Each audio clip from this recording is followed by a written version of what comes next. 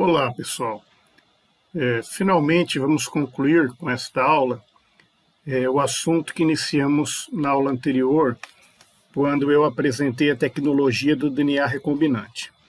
Como eu havia dito, ao longo do desenvolvimento da biotecnologia, nós tivemos um avanço muito positivo no sentido de que, com a tecnologia do DNA recombinante, a famosa engenharia genética, como é conhecida por muitos, essa biotecnologia que consiste na aplicação de seres vivos ou produtos de seres vivos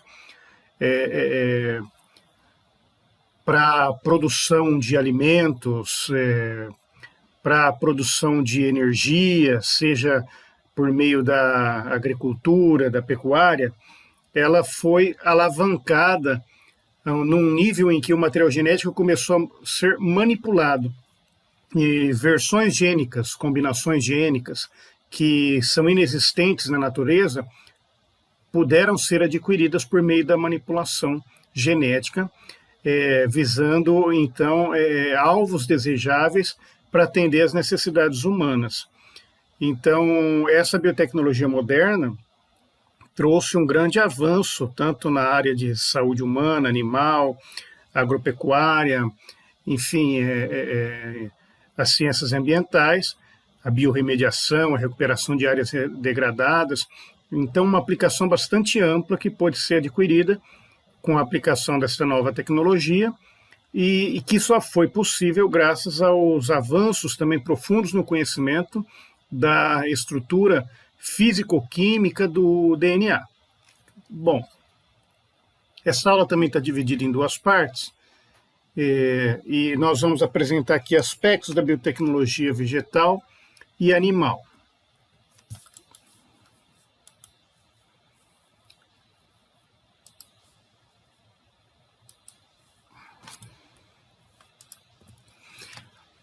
Vocês se lembram que na aula anterior eu havia apresentado os vetores de expressão gênica, que são aqueles vetores onde nós temos a possibilidade de clonar os genes, de realizar a clonagem molecular, e também a expressão dos produtos gênicos de polipeptídeos que podem atuar, então, com as suas atividades enzimáticas ou antigênicas e assim por diante. Isso permitiu o desenvolvimento do que nós chamamos de sistema de expressão de proteínas heterólogas, ou seja, expressar proteínas em organismos que originalmente não foram concebidos, que naturalmente não são concebidos para esse propósito. Então, nós podemos usar indivíduos procarióticos, como bactérias, e eucarióticos, como células de leveduras, insetos, mamíferos ou plantas, para produzir proteínas com alguma aplicação. Então, esses indivíduos, quaisquer que sejam, sendo vistos dessa maneira, foram chamados por muito tempo como bioreatores, porque, na realidade, lembrando aqueles reatores, em que você pode produzir aí a energia, ou mesmo os bioreatores que a princípio foram constituídos para fermentação, usando bactérias, células de leveduras, que crescem num meio nutritivo, ali num caldo em que secretam alguma substância de interesse. Esses células animais e também vegetais passaram a ser vistas dessa maneira, desde que se tornem transgênicas e passam a expressar, por exemplo, em sementes ou na clara do ovo ou no leite de uma vaca, enfim, nós termos então esta possibilidade de isolar, de produzir essas proteínas nas células desses animais ou até mesmo de vegetais. Muitos fatores que puderam ser obtidos na medicina por meio da tecnologia do DNA recombinante podem ser descritos, como já foi apresentado para vocês, como anticoagulantes, fatores sanguíneos, fatores estimulantes de colônia, fatores de crescimento, eritropoietina, insulina humana, anticorpos monoclonais, superóxido dismutase, vacinas, interleucinas, ou seja, uma série de agentes que podem atuar com fins terapêuticos e que já foram desenvolvidos, lembrando que a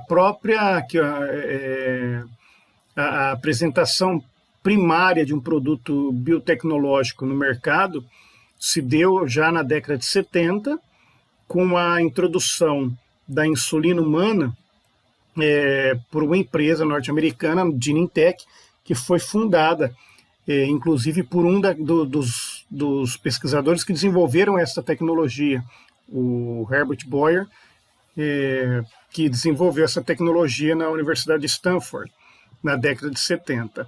Então, já temos aí décadas em que já foi vislumbrada a aplicação dessa tecnologia para a produção de alguns agentes de interesse para a saúde humana. E hoje, obviamente, isso é uma das áreas que se desenvolveu bastante, né, na área de biotecnologia moderna. Existem algumas declarações interessantes sobre a biotecnologia, né, que é importante nós termos em mente. Por exemplo, essas tecnologias revolucionaram a medicina e a agricultura, né, não resta dúvida. Plantas e animais geneticamente modificados, que são também comumente usados de OGMs, organismos geneticamente modificados, eles servem como bioreatores para a produção de proteínas terapêuticas e de outros produtos, né, que são importantes em outros setores que possam beneficiar os seres humanos. A modificação genética das plantas, ela resultou em culturas resistentes a herbicidas e às pragas e culturas com melhor valor nutritivo. Obviamente que esse foi um dos pontos de maior avanço na biotecnologia moderna, usando a tecnologia de DNA recombinante, que foi a obtenção de plantas transgênicas.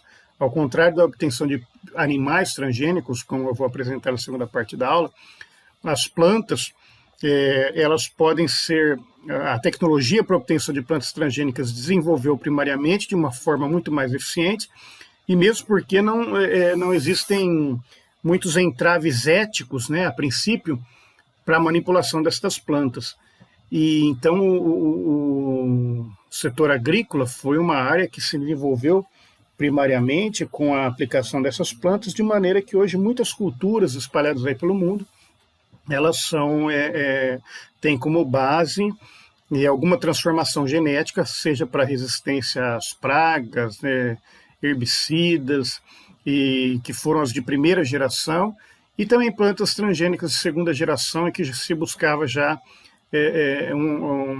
agregar valor nutritivo, como enriquecimento em aminoácidos e assim por diante. Bom, há alguns aspectos legais também do que é um transgênico e um organismo geneticamente modificado. Um transgênico é um organismo que tem um gene exógeno, foi inserido um gene que não é peculiar, que não é naturalmente, que não faz parte naturalmente do genoma desse organismo. Um transgênico é um organismo geneticamente modificado, mas nem todo organismo geneticamente modificado é um transgênico.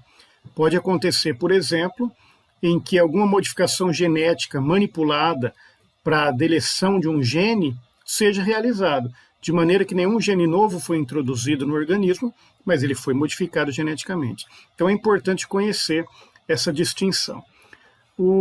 Então esse OGM é um organismo cujo material genético, seja DNA ou RNA, no caso de alguns vírus, tenha sido modificado por qualquer técnica de produção, manipulação de DNA ou RNA recombinante, sendo não necessariamente um transgênico, ou seja, adição de genes de origem diferente.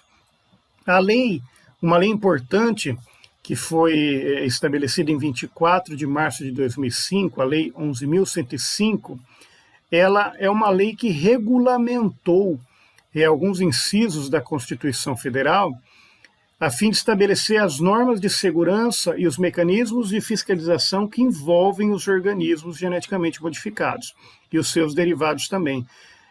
E uma etapa muito importante foi a criação do Conselho Nacional de Biossegurança e também a organização da Comissão Técnica Nacional de Biossegurança, CTN-Bio, que então ela vai atuar aí em todos os aspectos regulatórios, né, que envolve inclusive a liberação comercial de organismos e produtos de origem OGM.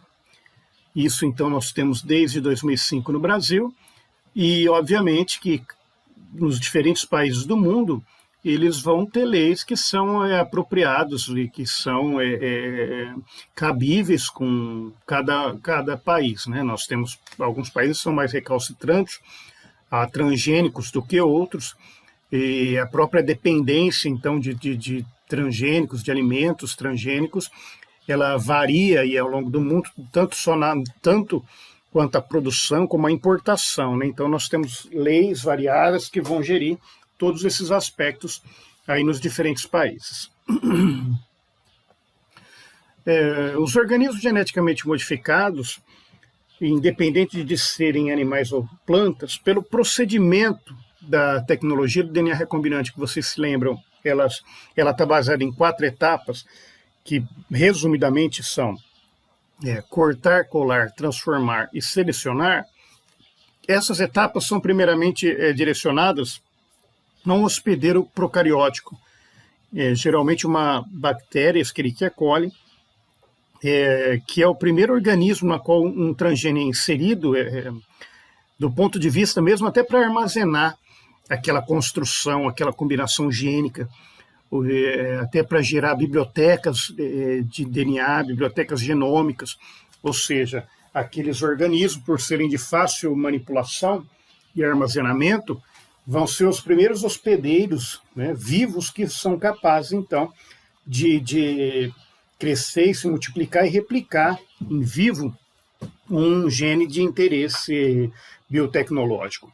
Mas, obviamente, as aplicações são muito maiores. Quando eu não quero que aquela bactéria seja o alvo principal para a expressão de uma determinada proteína, ou então até mesmo eu preciso de uma transformação de uma célula animal ou vegetal para gerar uma cultura, um animal com uma determinada resistência à peste, praga, doença, obviamente aquele gene tem que ser transferido posteriormente da bactéria para esse organismo final, alvo final. Então, nós temos etapas subsequentes para a obtenção de organismos eucariotos, né, complexos, superiores, sendo tradicionalmente os mais comuns as plantas.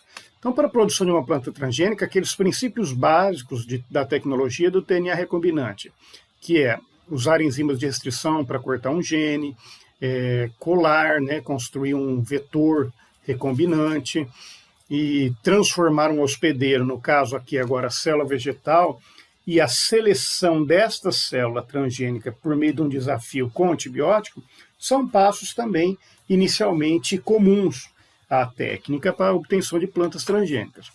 A diferença, obviamente, é que uma célula vegetal ela tem propriedades, né, características diferentes de uma célula procariótica, de uma bactéria.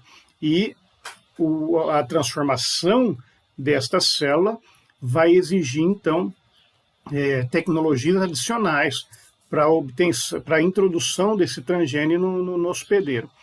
E também, é óbvio, por se tratar de uma planta, eu preciso, então, de todo um processo de regeneração para a obtenção da planta transgênica completa. Nós não vamos realizar a transformação de uma planta já desenvolvida. Nós vamos realizar a transformação de células vegetais, né, que posteriormente, uma vez se tornando transgênicas e sendo selecionadas, vão regenerar toda a planta transgênica, de maneira que todas as células daquela planta conterão o gene alvo desejável, ainda que muitas vezes a sua expressão seja direcionada para um tecido específico. As plantas transgênicas ou produtos delas, obviamente, são os OGMs que são consumidos aí em boa parte do mundo sem grandes restrições. ao contrário dos animais. Então, nós temos que hoje já aí desenvolvido também um aspecto legislativo muito importante, que envolve análise, negociações, monitoramento deste OGM, inclusive a segurança que ele possa oferecer ao ambiente. E então, testes são realizados continuamente nessas culturas para propiciar a sua comercialização e a sua manutenção no ambiente, continuar a sua produção de uma maneira segura, né? Então, negociações são constantemente realizadas. E lembrando que no Brasil, a partir daquela lei, então, nós temos o Conselho Nacional de Biossegurança, a CTN-Bio, que vai, então, regulamentar e vai gerenciar todos esses aspectos aí legais que monitoram as aprovações comerciais de OGMs ou seus produtos. Bom, quais são as metodologias para a obtenção de plantas transgênicas? Primeiro, é preciso avaliar se realmente a transgenia se torna necessária. Nós temos um melhoramento genético de plantas clássico ou tradicional, que você pode obter melhorias nas culturas vegetais simplesmente por meio de cruzamentos, né, por meio de uma reprodução convencional direcionada, como Mendel fazia a princípio. Então, simplesmente, né, com cruzamentos específicos, nós podemos viabilizar características aí desejáveis ao público consumidor, incorporar melhorias nas culturas agrícolas. Nós temos uma variedade, né, baseada aí na variabilidade genética das plantas, já algumas domesticadas e também as selvagens, e por meio da seleção artificial, nós podemos, então, obter essas características que vão desde uma resistência à praga, adaptação a um determinado clima, ou até mesmo algumas melhorias nutricionais dessas plantas. Então, a avaliação dessa manipulação genética pela biotecnologia moderna, ela tem que ser avaliada, e se necessariamente é importante realmente a introdução de um gene exógeno por meio da tecnologia do DNA recombinante. Nós temos, então, por exemplo, que no melhoramento genético convencional, por cruzamentos sucessivos, né, ao longo do tempo, e com base na variabilidade genética natural de uma determinada cultura, nós podemos transferir vários genes, né, são transferidos aí vários genes, uma recombinação entre os cromossomos das plantas que estão envolvidas, inclusive gerando híbridos e até duplos híbridos, né? Como a gente tem aqui no exemplo de milho, né? Eu tenho aqui 4 linhagens de milho que podem ser combinadas, características dessas 4 linhagens podem ser combinadas numa única planta, do chamado duplo híbrido, né? Por meio de cruzamentos, criando a princípio um híbrido A e B, um híbrido CD e finalmente um duplo híbrido AB-CD. Então, nesta planta, por meio de melhoramento genético convencional, clássico, os cruzamentos que aconteceram entre elas, combinou características das 4 linhagens previamente utilizadas. Qual o problema? Uma das desvantagens que nós temos com esta técnica é o tempo. Muitos melhoramentos genéticos, tanto de plantas como de animais convencionais, exigem até décadas de trabalhos para que essas características de interesse venham sendo refinadas, né, e combinadas numa determinada planta. E, por outro lado, obviamente, como nós já dissemos, vários genes são transferidos, então eu tenho uma combinação de características e até mesmo características complexas que envolvem a genética quantitativa, uma herança poligênica, multifatorial. Ela pode ser obtida por meio desses cruzamentos, certo? Ao contrário do transgênico, da transformação genética, que envolve a tecnologia do DNA recombinante, onde eu vou ter a introdução de um pequeno número de genes numa determinada planta. Então, nós vemos aqui, olha só, por meio do cruzamento convencional, nós temos aqui uma variedade elite, uma variedade com características positivas do ponto de vista comercial e adaptativo para produção agrícola, e temos uma espécie selvagem com genes, por exemplo, de resistência a uma variação climática ou uma determinada praga.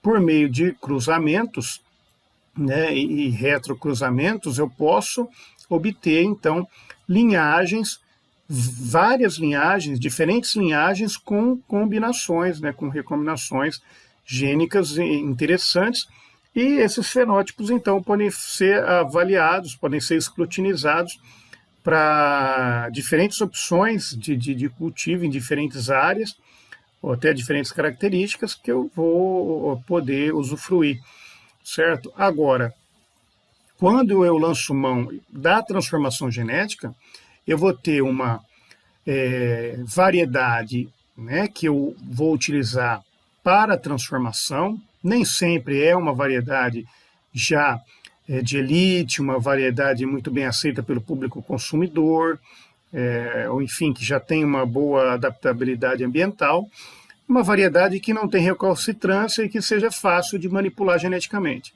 E vou introduzir nela um gene, uma construção, um construto, um cassete gênico com as combinações de sequência interessantes do ponto de vista que eu quero que aquela planta produza. Então, por meio da transformação genética, este gene, ou esse pequeno número de genes é introduzido nessa planta, depois, pelos cruzamentos, este transgene ele é introduzido na variedade de interesse comercial. E eu vou ter, então, não linhagens que foram geradas por recombinação homóloga, eu vou ter um organismo geneticamente modificado, vou ter um transgênico, né, uma planta transformada geneticamente. Então, ao contrário do melhoramento genético clássico, onde eu tenho recombinação gênica, recombinação dos cromossomos e diferentes linhagens para que eu possa selecionar artificialmente, aqui eu vou ter o quê? Uma única planta, um único evento de transformação em que foi introduzido um gene. Então, é necessário avaliar qual destes métodos é o mais apropriado para a aplicação de um determinado interesse agrícola. Isso também pode ser, obviamente, direcionado aos animais, né? Por meio de cruzamentos, eu vou ter diferentes linhagens, né? Por meio do melhoramento genético clássico, ou por meio da transformação genética, eu vou ter um organismo que vai conter apenas um gene que foi introduzido em suas células, certo? No caso das plantas, eu tenho 3 métodos de transformação genética, sendo que 2 deles são chamados de transformação direta, que são a eletroporação de protoplastos e a biobalística, e um método de transformação indireta, que consiste na aplicação de bactérias do gênero Agrobacterium, sendo as espécies Agrobacterium tumefaciens e Agrobacterium rhizogenes. Então, esses 3 métodos podem ser aplicados. Por que os 3? Né? Existem as 3 opções. Nem todas as plantas são fáceis de se obter a transgenia por qualquer um desses métodos ou os 3 ao mesmo tempo. Então, tem plantas que são recalcitrantes, por exemplo, a transformação utilizando Agrobacterium tumefaciens, um método de transformação indireta. Então, tem que lançar mão de algum desses métodos de transformação direta, ou vice-versa. Então, tem opções para serem aplicadas.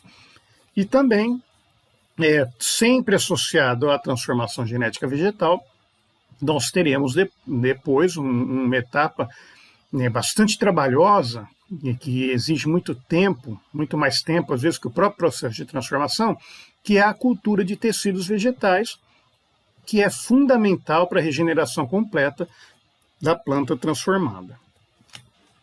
Começando pelo primeiro método, eletroporação de protoplastos, ele consiste num método de transformação direta de plantas, porque o transgene, né, o gene recombinante, enfim, ele é diretamente introduzido na célula vegetal sem a necessidade de um agente intermediário. simplesmente por meio da aplicação de curtos impulsos elétricos de alta tensão, como o nome já diz, eletroporação, exemplo daquela que era realizada também com bactérias, na presença de um transgene, esses impulsos elétricos, eles temporariamente alteram a estrutura, fragilizam a membrana plasmática da célula, permitindo que ocorra a formação dos poros pelos quais aquele transgene pode ser introduzido dentro da célula.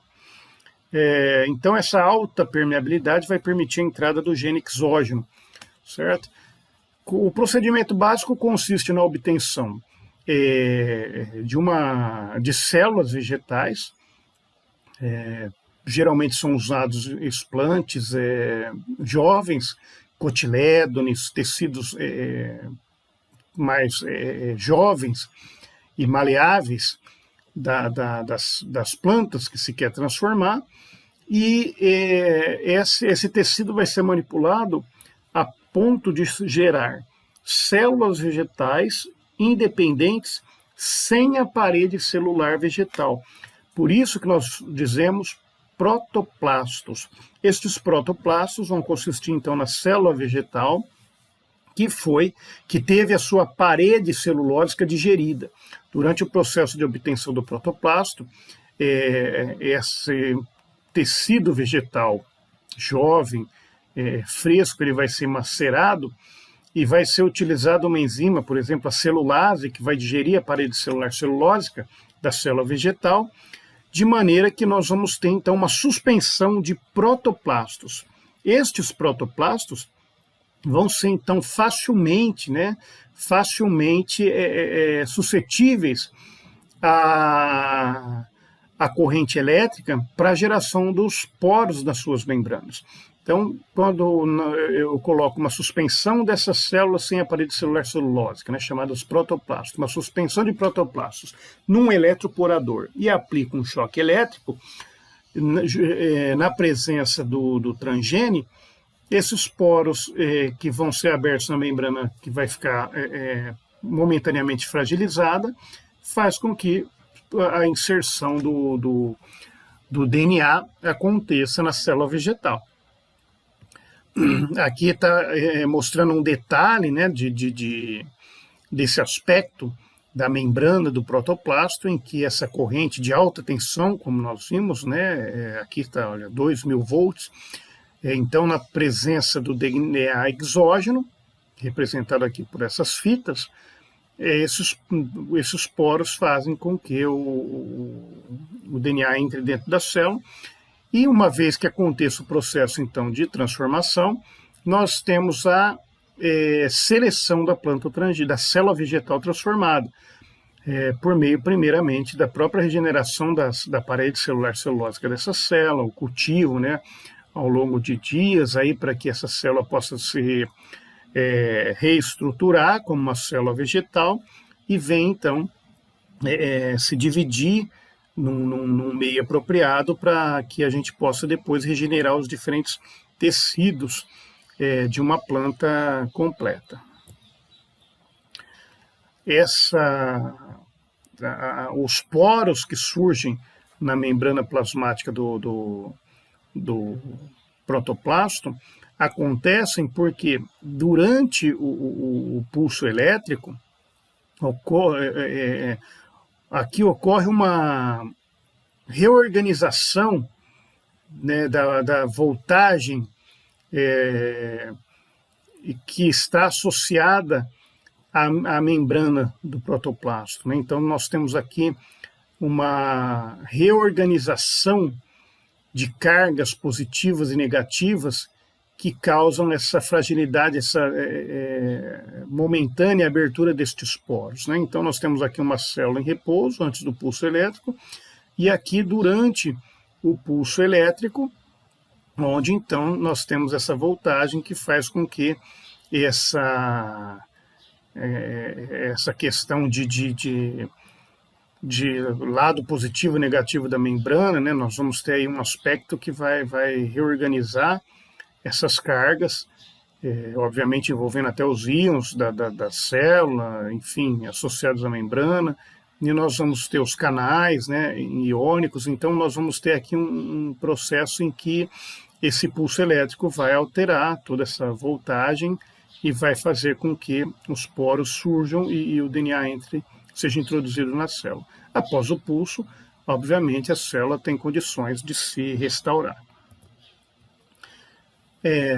A cultura e regeneração dos protoplastos, como eu havia dito anteriormente, ela leva dias, né? Posteriormente, nós temos que cultivar essas células com bastante cuidado, com meios ricos, né, em açúcar, em glicose, para que ela possa restabelecer a parede celular celulósica e ela possa se dividir e, ao mesmo tempo, já sendo desafiada com antibiótico, por exemplo, para que a gente possa selecionar efetivamente a célula transgênica. E depois disso, ainda in vitro, né, a gente tem uma cultura de tecidos in vitro, em que, com uma combinação de diferentes fitohormônios, né, um balanço entre auxinas, citocininas, até giberelinas, nós conseguimos, então, regenerar essas plantinhas, né, a primeira são calos, né, que são essa célula começa a se dividir de uma forma indiferenciada e depois a gente vai trabalhando o balanço de fitohormônios para que possa se restabelecer a parte aérea, a parte radicular, e essa planta venha sendo desenvolvida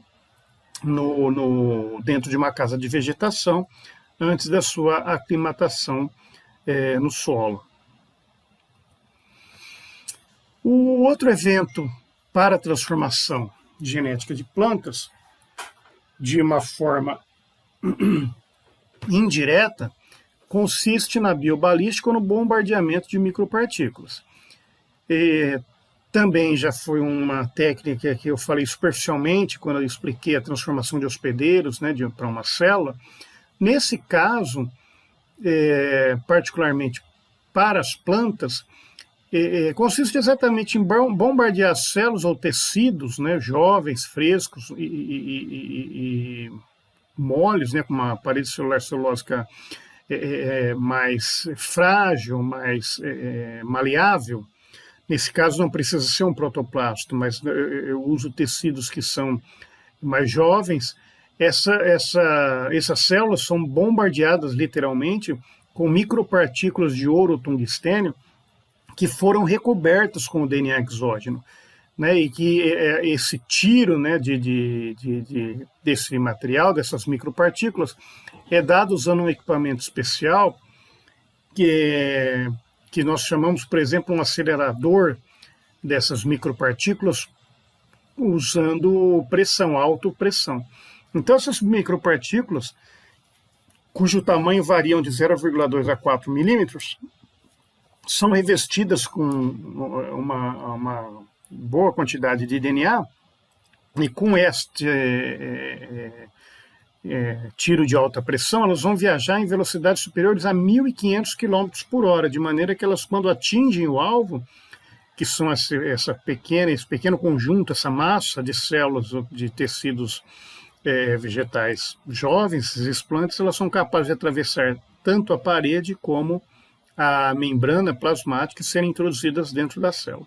Obviamente, algumas células morrem durante esse processo, né, são até desintegradas, né, mas, de uma maneira geral, um conjunto dessas células sobrevivem e vão ser transformadas. Esse mecanismo ele busca penetrar a parede celular, a membrana plasmática da célula, que são as barreiras, né, principais, então, a introdução desse DNA. Esse DNA acaba sendo localizado de uma forma aleatória, né? Então, como eu vinha dizendo, pode acontecer também, né, de uma forma não letal, de uma forma letal. Eles podem também ser encontrados dentro, no interior, ou até danificar organelas celulares, enfim. Eu tenho que ter um conjunto, uma massa de células, né, sendo que alguma delas vão ser positivas ao evento de transformação e outras não. Por isso, depois também temos um processo de seleção, né, de desafio para podermos, então, obter essas células restauradas e regenerar uma planta geneticamente modificada. contando com que o DNA se dissocie, né, e integre-se no genoma da planta.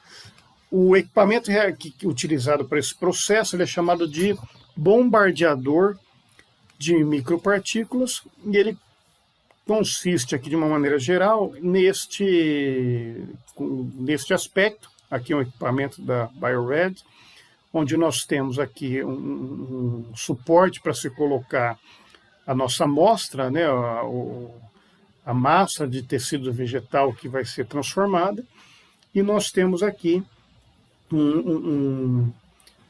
uma câmara onde é colocado um disco, né, uma membrana contendo as micropartículas cobertas de DNA sobre um suporte de um disco, e que você pode regular aqui a pressão de maneira a controlar a velocidade, né? Uma vez que isso é colocado no vácuo, uma vez que essa pressão é liberada, ela vai controlar a velocidade que vai romper esse disco e vai fazer com que essa membrana coberta com as micropartículas cobertas de DNA atinjam o alvo. Certo? Aqui um exemplo, um detalhe desse dispositivo, onde nós temos aqui um tubo de aceleração do gás, que vai gerar, obviamente, de acordo com a pressão, a velocidade, um disco, né, de ruptura, que vai fazer, então, com que isso aqui atravesse rapidamente aquela membrana que carrega o DNA. Essa membrana, né, esse suporte, ele é interrompido bruscamente por num determinado aspecto dentro dessa câmara, numa base, e faz então com que só as micropartículas recobertas com o DNA atinjam o alvo, as células-alvo. E aqui uma micrografia, né, uma micrografia mostrando partículas de ouro que são utilizadas, ouro coloidal, que são muitas vezes utilizadas para aplicação da técnica de bombardeamento, ou então tungstênio. E esses explantes, né, são pequenos, são tecidos jovens, né, são pequenas porções ainda muito jovens da planta que vão ser utilizadas para esse procedimento. Obviamente, tanto um como o outro são métodos diretos de transformação genética de planta, porque, como vocês viram, eu não precisei de um intermediário, né? Eu tenho um equipamento, um eletroporador, um bombardeador de micropartículas, e posso introduzir diretamente na planta um vetor recombinante, uma construção gênica, de maneira que, então, ela vai alcançar o núcleo da célula e vai se inserir no genoma desta planta. Na segunda parte dessa aula, eu vou focar no método de transformação indireta, que envolve a agrobactéria, e vamos falar um pouco também da biotecnologia animal.